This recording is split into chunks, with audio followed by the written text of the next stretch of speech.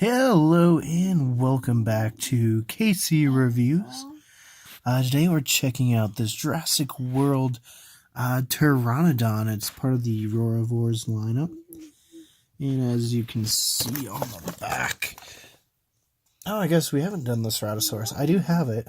And I have the Ankylosaurus, so I'll have to do reviews for both. We have done the Triceratops, so I can at least link that one in the bottom description. But on the back, yes, it has just kind of the warnings. It says it contains one dinosaur. And it has a picture of the Pteranodon showing that if you press the button on the back, it does flap its wings. And this little symbol says, yeah, I do make noise. Also, you can get a code, and we will scan that towards the end. It says Jurassic World. Pretty cool. Overall, the paint job is definitely going for the Jurassic World kind of paint scheme, but the head sculpt looks more like the Jurassic Park 3 Pteranodon, which honestly I like that one more than what they have now. Obviously, it had teeth, which isn't accurate at all. But as far as the whole, like, the crest and everything just seemed more in line with the actual Pteranodon in Jurassic Park 3. So, let's get this out of the packaging. And so, as you can see outside the packaging, this is what it kind of looks like. All you have to do is click the wings into place. Let me do that real quick. And here it is with its wings fully extended. Obviously, you can see the button where you press to make the noise. Articulation, its mouth opens and closes. We'll get some detail later. Its head is on like a ballpoint joint, so it can swivel, move up and down, really go any direction you want for nice posing. Its wings are a little kind of, I don't know, it seems really delicate overall. The paint scheme is okay. You can see it's like a red with like this tan. It's kind of like bleeding into it or veining. And it's very scaly.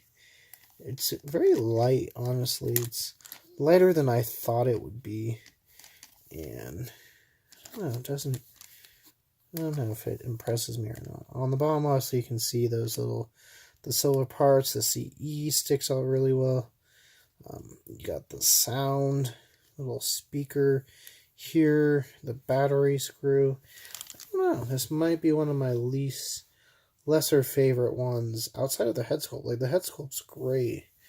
Let's see if we can get you guys. There we go. Kind of see the head sculpt.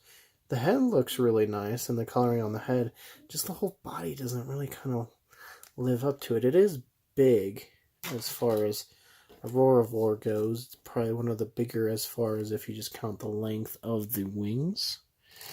But like I said, you press this button, and it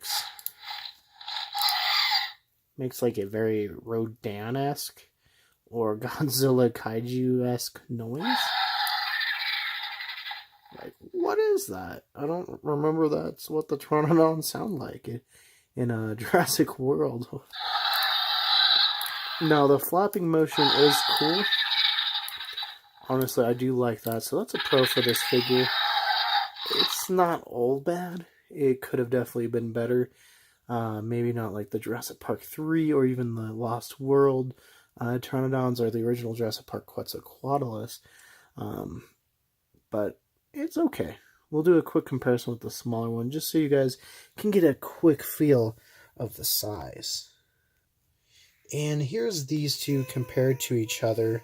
So you can see it's about double the size overall, as pretty much one wing is the width of that little one. And as promised, we'll get you that code so you guys can scan that as needed. And there you go. So I hope you enjoyed this episode.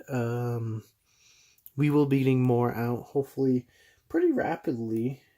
We got quite a bit of figures to review. The Stegosaurus, the Ceratosaurus, the Ankylosaurus, the Mosasaurus are all on the docket. And I have this one figure I picked up at a thrift store, so we got quite a bit on the docket. So hopefully we can get some of these out for you. And just let me know, is there anything else you want me to check out between these Jurassic World reviews? Is there any other figures that you guys are interested in? But until next time, Casey Reviews, signing out.